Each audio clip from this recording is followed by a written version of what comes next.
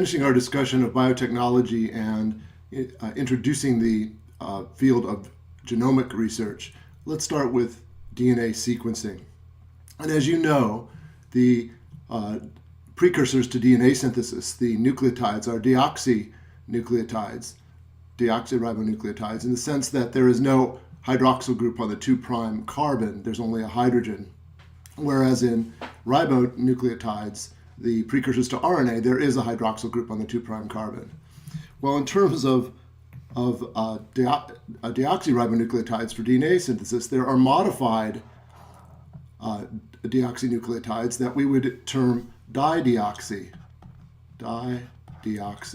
meaning that these nucleotides are deoxy also on the 3' carbon. That is, there's just a hydrogen, not a hydroxyl group, as there would be in a normal deoxyribonucleotide precursor to DNA synthesis.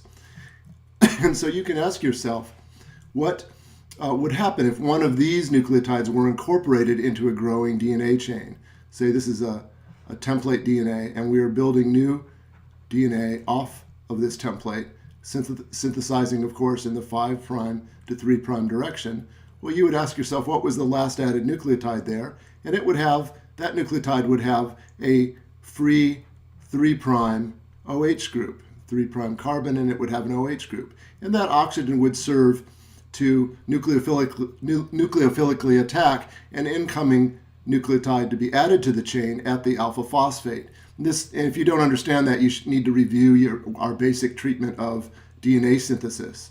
But if the last added nucleotide here instead were a dideoxynucleotide, so this is 5', we're synthesizing 5' to 3', and the last added nucleotide were one of these dideoxy ribonucleotides, then there would be no 3' OH group. There would only be a hydrogen there. And there would be no oxygen to attack and join to covalently the incoming alpha phosphate on an incoming new nucleotide to be added to the chain. That is to say, the incorporation of a dideoxynucleotide would cause chain termination. So dideoxynucleotides are chain terminators in terms of nucleic acid synthesis. They are chain terminators. And this has been the basis. The use of these dideoxynucleotides has been the basis for most DNA sequencing protocols that have been developed over the past few decades. And so let's look at one of those. But before we do, let's look at a few of these modified dideoxynucleotides used in DNA sequencing reactions. So here are a few of those. Not only are they dideoxy, that is, there's no 3' hydroxyl group on them, and all these would serve as chain terminators then, but added to the nitrogenous bases are various moieties or compounds that are fluorescently tagged. So each of these fluoresce at a different wavelength. And that allows us to detect newly synthesized DNA chains that terminate at one of these dideoxynucleotides. Here's one that has an adenine on it. This one has guanine on it. This one has has cytosine on it, and this one has thymine. And attached to each of those nitrogenous bases are one of these fluorescent moieties that allow the detection of a DNA chain that has been terminated by the incorporation of any of these labeled dideoxynucleotides. So let's see how this might work then. If we have a sequence of DNA, or we have a piece of DNA which we are attempting to determine the nucleic acid sequence of, we can, in our reaction, we can include the normal deoxynucleotide triphosphates, the normal DNTPs, that is DTTP, DATP, DCTP, and DGTP. But also in our reaction, we can include dideoxynucleotides, dideoxy TTP, dideoxy ATP, dideoxy CTP, and dideoxy GTP. And provided we put these into our reactions, along with, of course, a template which with a template whose sequence we wish to determine, and we prime that template with a known sequence. So we can use a plasmid, for example, for which we know the sequence of, and we can put, since we know the sequence of the plasmid, we can insert a gene of interest or a DNA of interest into the plasmid, and we can prime that template with a known primer because we know the sequence of the plasmid. So we can use a primer with known sequence that will hydrogen bond in a Watson-Crick fashion to our template, and then we can make this DNA single-stranded, of course, and then we can synthesize new DNA in our test tube, provided we give this prime template polymerase. So we have polymerase, we have a primed template, and we have our DNA precursors, both deoxy and dideoxy. And so most of the time, these dideoxys are included at lower concentrations than the deoxy ones. So DNA synthesis can proceed until the event that a dideoxynucleotide is inserted, and then we will have chain termination. So let's see how, in this example, synthesis might occur in the presence of these both deoxy and dideoxynucleotides. So here's our primer, and we're starting out polymerizing in this direction from our primer. And in many cases, synthesis will go on for a long way, incorporating the normal deoxynucleotides into our growing chain. But then when occasionally a dideoxynucleotide is inserted, then chain termination will occur. And so we can see here that some of our molecules will, in our example here, extend out until this dideoxy T is added, complementary, of course, to this A. Now remember, we don't know the sequence of, this is the unknown sequence we're trying to determine, this sequence of nucleotides. So in this case, we have synthesis of our chain out to this T, where one of the dideoxynucleotide is incorporated, and then that chain will end.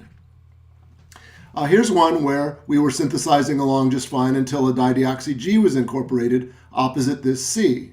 Now here's another G where a deoxy G was incorporated, and here's a deoxy G, but here is a dideoxy G that has been incorporated, and therefore a chain termination occurs there. And likewise, all the way back to the very beginning of our DNA synthesis reaction. Now, most molecules will be long, but some will terminate at various points when an appropriate dideoxy-containing nucleotide has been inserted. And remembering that we label these dideoxynucleotides with fluorescent dyes, we can then, if we can detect the fluorescence coming from chains of different length, DNA strands of different length, we can then determine what was the nucleotide sequence, our unknown nucleotide sequence. So after our reaction is through, we take our DNA molecules and run them through, in this case, a capillary separation technique, which is coupled to computers and a very sensitive photodetector that can detect different wavelengths of light coming from the different dideoxy nucleotides, which have been differentially labeled with different fluorescent tags, as we saw in the previous slide.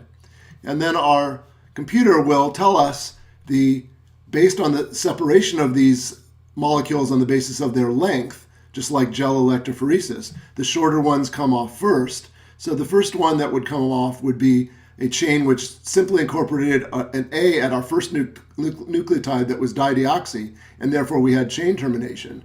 So the first fluorescently labeled molecule that will come off our capillary column here will be one containing an A.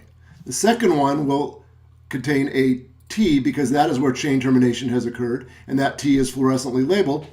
We have a dideoxy fluorescently labeled T. So T comes off next, and then C, and so on down or as we go up in length, as these molecules come off our capillary apparatus. They are detected by the photodetector here.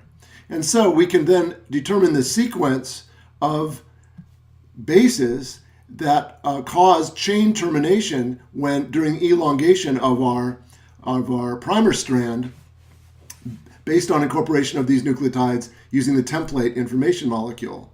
And so then we know what our unknown sequence was. Opposite an A was a T, opposite a T was an A, opposite a C was a G, and so on down the line. And this is, although there are more advanced methods now for sequencing DNA, this dideoxy technique coupled to automated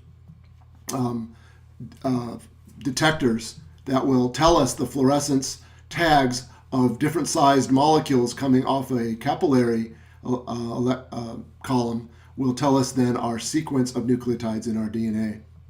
And that is the basis for most DNA sequencing, except very recently there are some modified techniques, and we're not going to go into those.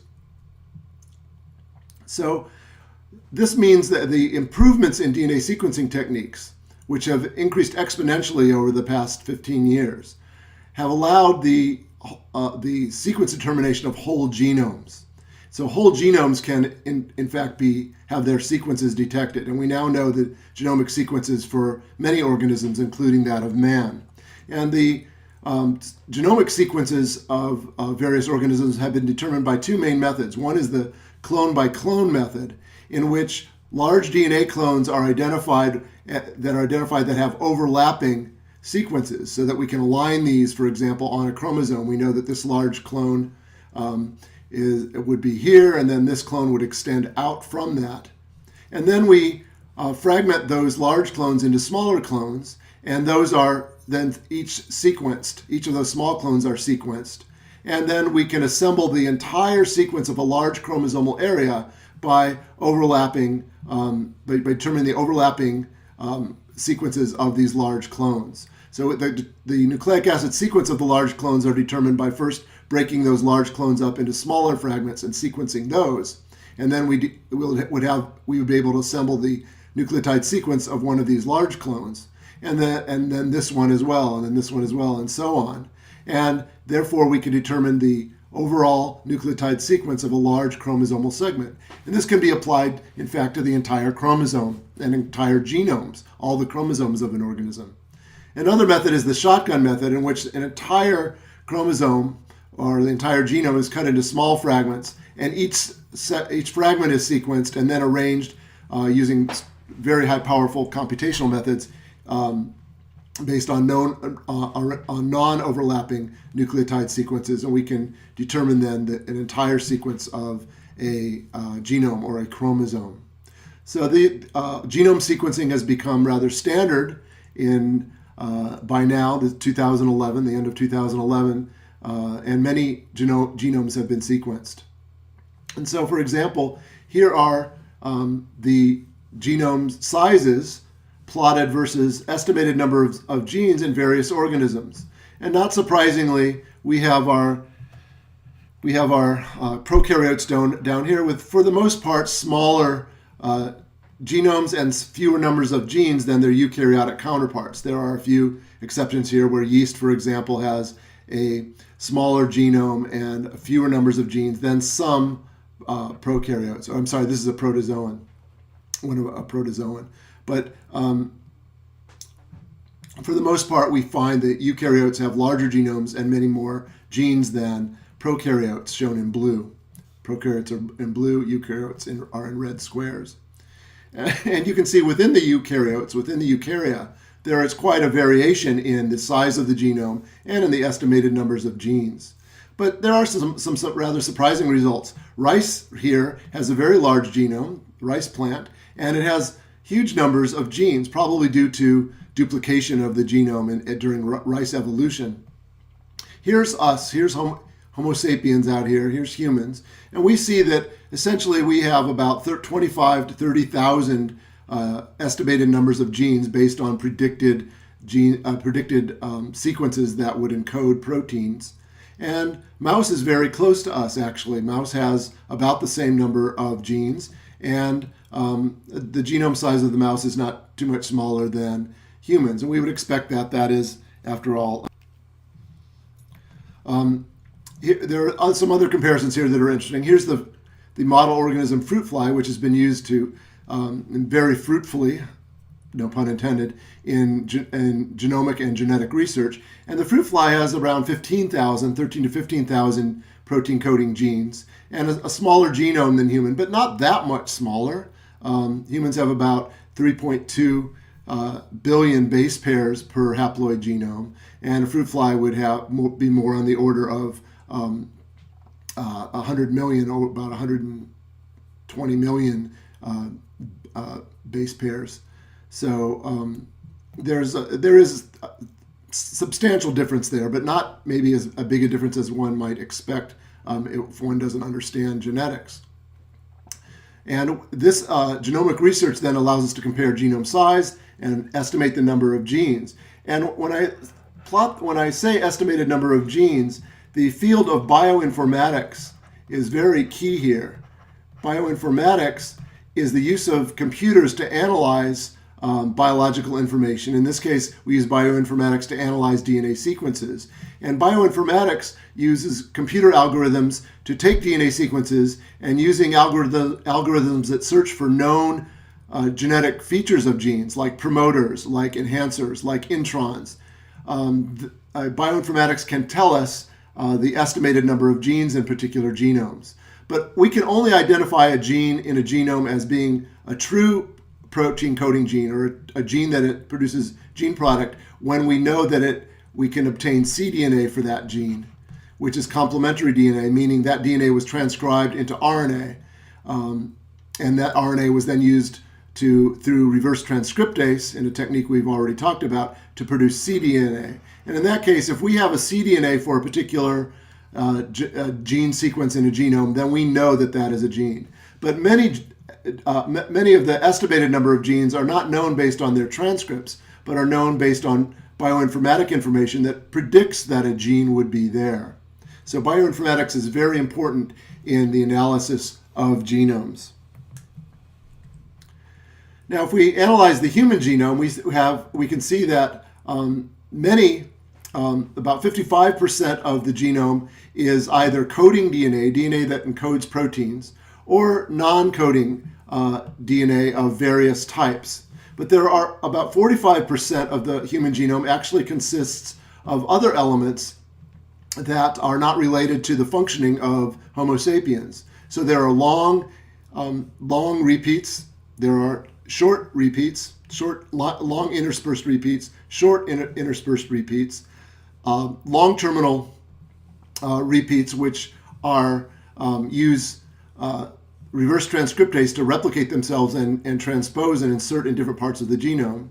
And then there are transposons that are dead. These are mobile genetic elements, selfish DNA that has inserted into the genome and are no longer transposing, whereas other transposable elements are capable of moving within the genome. So much of the human genome, in fact, consists of non-protein coding DNA.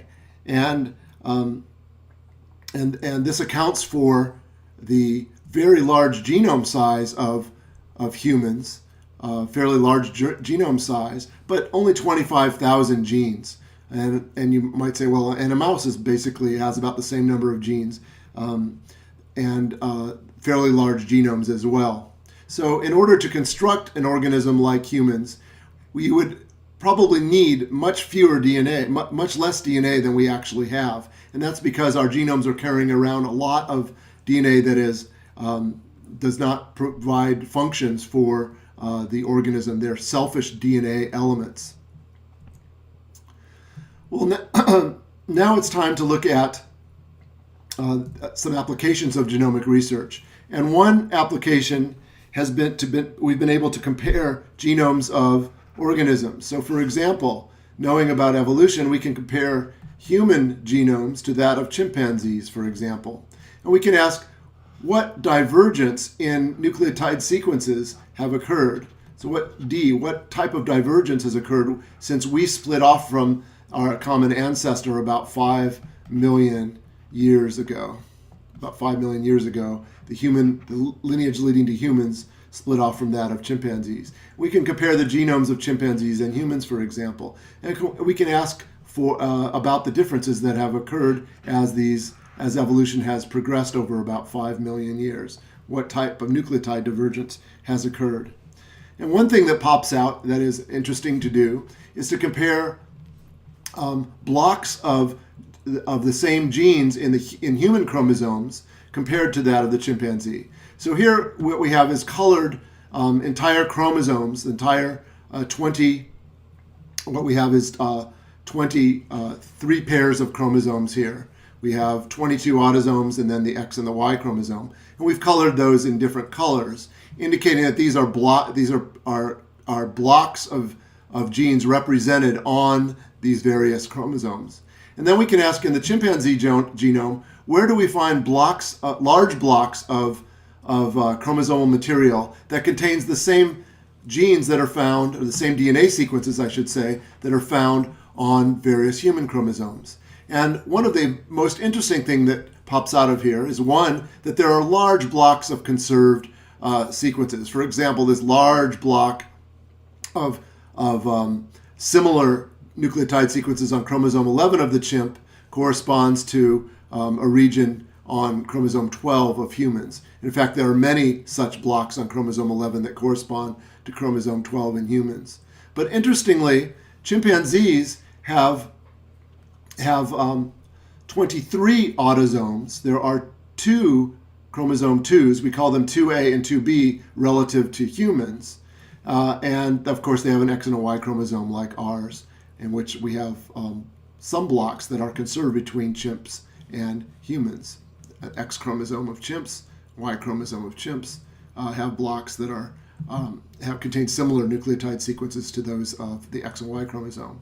But let's focus in on 2A and 2B here. We see that if we look at blocks of similar nucleotide sequences on 2A and human chromosome 2, chimp 2A and human chromosome 2, we find a number of those. But we also find a number of those on chromosome 2B that have homology to the human chromosome 2 nucleotide sequences. And so what is obvious then, that what has happened in the evolution during human-chimp evolution, here's chimp and humans, is that there has been a chromosomal fusion, that our ancestor probably had 23 pairs of autosomes and 2 sex chromosomes. And that would mean that a diploid ancestor here would have 48 chromosomes. Humans, we know, have 46 chromosomes in their 2N genomic complement. This is 2N. Whereas chimps still have 48 in their 2N complement. And that what has happened during human evolution is that 2 chromosomes fused in somewhere along the line leading to humans, because that we have 1 fewer autosome than chimpanzees. And if we can align those sequences, we see that there are large regions of 2A on chimps and 2B on chimps that have become fused in human chromosome number 2. So 2 is really a combination, probably, of an ancestral chromosome or ancestral chromosomes that were separated in 2 different ones. And we can align those. So for example, here's chimp chromosome 2A, and we see that the blocks of conserved sequences that line up with human chromosome 2 blocks of sequences are quite extensive. And likewise for chimp 2B. So that the human chromosome 2 is probably a fusion of 2 ancestral chromosomes that occurred during hominid evolution. Well, we can compare organisms beyond our closest living relatives, chimpanzees, to humans. But before we do that, I want to compare one small chromosomal region on human chromosome number 17 and chimp chromosome number 17. And the red outlined gene here is the BRCA1 gene, which, when mutated, causes human breast cancer, early onset of human breast cancer. This is an oncogene. And we see that gene is embedded in a large chromosomal region for which there is substantial homology in humans to that of the chimp. So there are extensive regions of homology, as we might expect, since we shared a common a primate ancestor only about 5 to 7 million years ago. we can compare other genomes to that of human. Here we're comparing the mouse blocks of sequences of blocks of mouse DNA to that of humans. And you can see that it's much more broken up in terms of homology compared to the chimpanzee. Yes, the mouse, a mammal, has similar nucleotide sequences to those of our chromosomes, but you can see that there's much less overall chromosomal homology, in the sense that chromosome number 3 here, for example, has blocks that contain nucleotide sequences that are shared with chromosome number 1. But so does chromosome number 4. And likewise, chromosome number 3 here also has blocks of nucleotides, large blocks of nucleotides, that have counterparts on chromosome 3 and other chromosomes as well, chromosome 12 here. So during mammalian evolution, there has been rearrangement of chromosomes and genetic material considerably. And we can see strong conservation in the case of chimps and humans when we compare what we call this is synteny, or the homology of large regions of the genome. We can see that chromosome 3, for example, is largely conserved to that of humans. You don't find on chimp chromosome number 3 sequences that correspond to human chromosome number 12, for example. Whereas when we look at the mouse genome and compare it to the human genome, we find that the homologies are much more broken up and spread around the various chromosomes. And that's because the mouse chromosomes, the lineages that led when we had a common ancestor with mice was a very long time ago, 65 million years, say, and there's been lots of genome rearrangements throughout that evolution. We can even compare the genome of a fruit fly, an invertebrate, with which we shared a common ancestor over, well, let's say 600 million years ago, maybe 500 million years ago. So quite a bit of evolution has occurred there, but you still find blocks of conserved nucleotide sequences in the chromosomes of Drosophila. Drosophila only has 4 chromosomes, but you can find blocks of conserved sequences that correspond to sequences in the human genome in various chromosomal positions. So genomic analysis is very instructive evolutionarily.